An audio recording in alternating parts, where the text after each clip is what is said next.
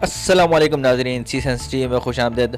नाजरीन, जामिया कराची यानी कराची यूनिवर्सिटी ने अपने बीए और बीएससी के इम्तहानात के शेड्यूल का ऐलान कर दिया है।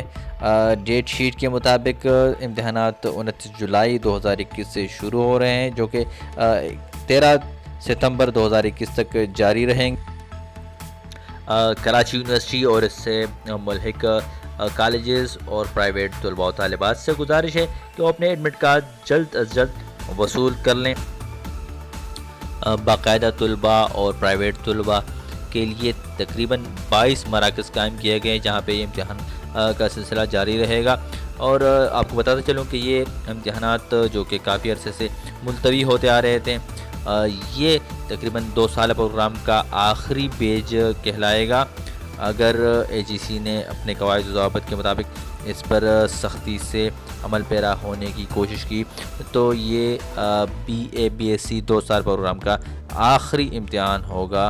और तमाम तलबा तालिबात से गुजारिश है कि वो इसमें अपनी तैयारी मुकम्मल कर लें।